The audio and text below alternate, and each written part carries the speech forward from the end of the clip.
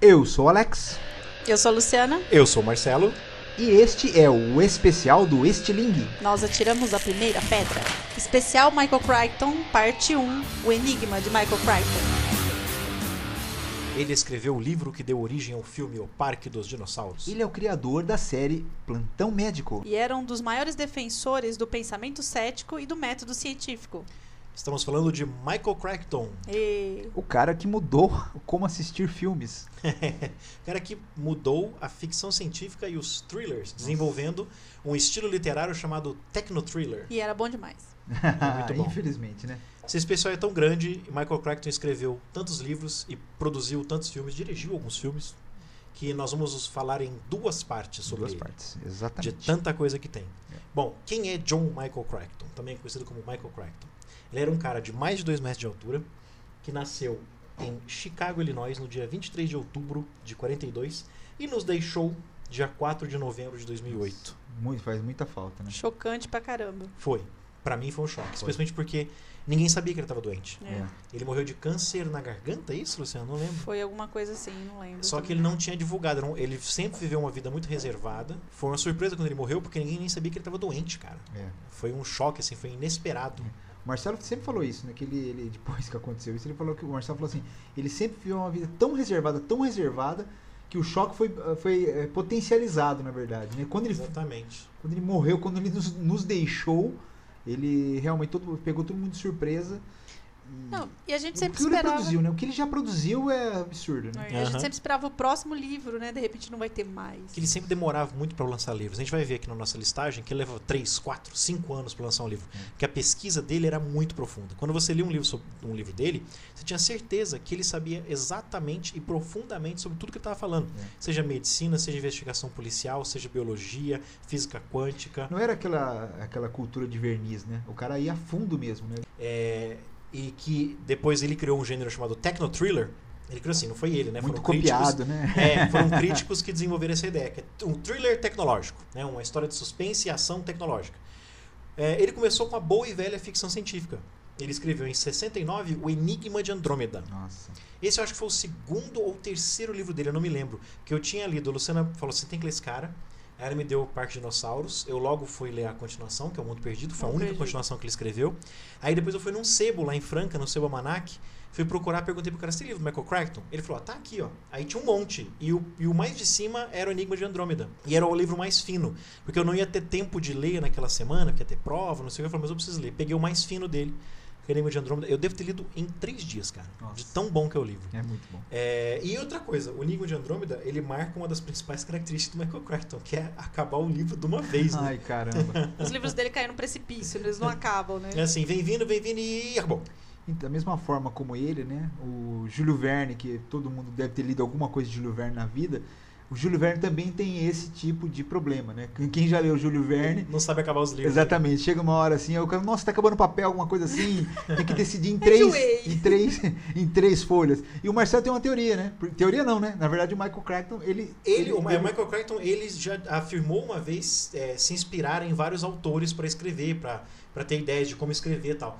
E uma dessas inspirações é o Júlio Verne. Ele lia muito Júlio Verne na infância, ele gostava muito, ele sempre falava que gostava muito, começou a escrever por causa do Júlio Verne, entre outros autores. E o legal é que o Júlio Verne também escrevia livros muito parecidos, que é o livro para garotos, livro para homens, assim, livro para jovens adultos, né?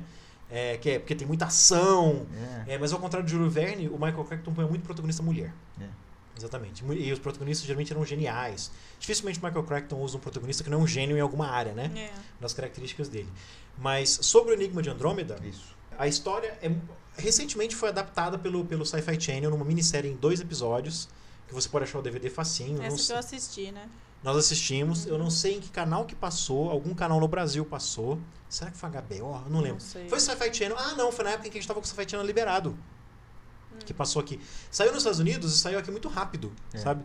Mas tem um filme de 71, 2 anos depois do livro, tem um filme de 71 dirigido pelo Robert Wise. Robert Wise, hoje ninguém conhece, era um dos grandes diretores de ficção científica dos anos 50, 60 e 70. Ele, por exemplo, dirigiu o Jornada nas Estrelas, o filme. O Robert Wise também já nos deixou, ele nos deixou acho que em 99, por aí, mas enfim.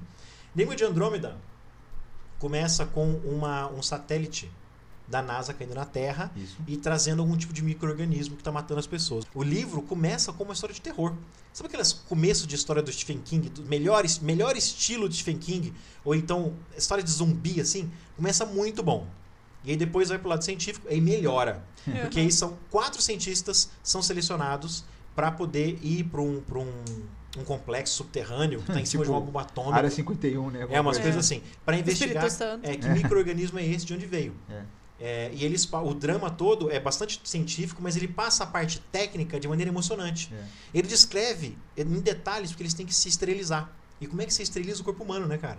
Se passa por vários processos de esterilização e é legal você ler porque você fica empolgado, porque ele descreve de maneira interessante. Ele lança um grande livro Não é grande, é pequeno. É, grande em história, em termos de... É o livro mais fino dele, eu acho. Devoradores de Mortos, Muito 76. Bom. No Brasil chamou Os Devoradores de Mortos e ele inspirou o filme O 13º Guerreiro. Nossa, que excelente. O filme é muito bom, mas o livro é muito melhor. O livro é histórico, olha só, foi outro de época, né? Eu estava enganado, ele escreveu outro de época. Esse se passa no século IX, mas o livro é muito melhor que o filme, cara, como sempre, né? Mas esse, assim, é absurdo. O filme, ele transcreveu bem legal o livro, tá? Ele fez uma transição muito boa, fez um filme de ação, né? Dirigido pelo John McTiernan, que é o diretor do Duro de Matar. Com Bandeiras, Antônio Bandeiras. né? Com Antônio Bandeiras. Cara, mas o livro é muito bom. Ele é fininho. Eu acho que eu li esse livro em 2 tardes. Enquanto eu esperava... Eu fui jogar RPG, esperava os caras chegarem. Eu ficava lá embaixo na área de serviço, assim, com o livro. Em 2 tardes eu devo ter lido esse livro. Ele é fininho, tem 100 e poucas páginas, né? E esse apresenta uma outra grande característica do Michael Crichton, que é a ficção como realidade. Que é um tipo de maneira que você pode escrever. Você escreve aquela obra de ficção como se fosse um fato histórico. Como se você fosse um historiador que tivesse, ou um pesquisador, um jornalista, que tivesse encontrado aquele material e está só publicando. Os pergaminhos, né? Aquela coisa. Que eram os né? pergaminhos do Ibn Adam Farid, não sei o que, o personagem do Bandeiras, né? Que é o Ibn. E ele diz no livro, né, que o pergaminho estaria numa universidade, nem lembro que universidade que é. No museu da Universidade de Oslo, eu acho, da que eles Suécia. têm que dar desculpa toda vez, né, que as pessoas pedem pra ver o pergaminho, assim, se eles podem ter acesso ao pergaminho. É verdade. O Michael Crichton foi inadvertidamente responsável pelo maior hoax conhecido na história. Porque parece que a universidade ela chegou a divulgar um panfleto... a imprensa, assim, de que não existe aquele manuscrito, que centenas de pessoas vão lá todo mês querendo ver o tal do manuscrito, que ler no livro pra ver o filme. Ver o filme não, porque no filme não fala nada, né? Fala no livro. Quem lê o livro vai lá querendo ver, e não existe. É ficção, ele inventou. Só que a pesquisa é tão boa, cara, descreve tão bem os Rus, né, que são os vikings, descreve tão bem, e é a batalha deles contra o homem de Neandertal. Você fica na dúvida. E o mais legal é que não falaram nenhuma. Esse foi um que eu vi o filme primeiro. Eu vi o filme, aí descobri que era baseado no áudio de Michael Crichton. Falei, caramba, tem Como o susto que a gente leva, né? Toda vez, né? Porque você tá assistindo um filme bom, mas quem que é, né? Ou dirigiu, baseado numa obra de não sei o que. Caramba, né? Tem que ler esse livro. E aí, quando eu tava assistindo com um dos meus irmãos, e eu sou formado em História. Chegou em dado momento, e fã do History Channel, Discovery Channel, National Geographic, etc. Aí chega uma hora que quando eles estão lá naquela casa suspensa, que tem gente devorada lá, que eles encontram uma estatuazinha. Eles falam que é a mãe dos Wendell. E é aquela estatuazinha, uma das obras de arte reconhecidas como sendo dos Homens de Neandertal, que é uma mulherzinha gordinha. E o Rodrigo na hora, caramba, o Homem de Neandertal. Tipo assim, eles estão enfrentando o Homem de Neandertal, cara, no século IX, século X, assim. Eu achei fascinante aquilo. E eles realmente, no filme, eles usam os caras mais monstruosos, assim, como o de Neandertal era muito mais forte que o Homem de Cro-Magnon, né? Mas não eram burros, né? Dominavam o fogo, inclusive, né? Exatamente. E eu achei fascinante. Aí a Luciana comprou o livro, né? Não, você me deu. Eu te dei o livro. Bem depois do filme, né? Até que eu não sabia. Eu vi Devoradores de Mortos, Michael Crichton. Falei, olha que legal. Eu fui ali atrás e vi que era baseado no que foi baseado Destiny Guerreiro. Eu dei pra Luciana. Achei fascinante. E o livro é muito bom, cara. Mas assim, sem noção. Livro que dá vontade de ler de novo.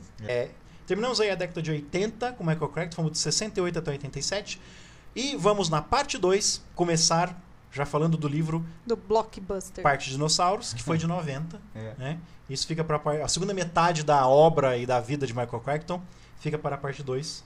Então até semana que vem com o especial Michael Crichton, parte 2. Até, galera. Até semana que vem.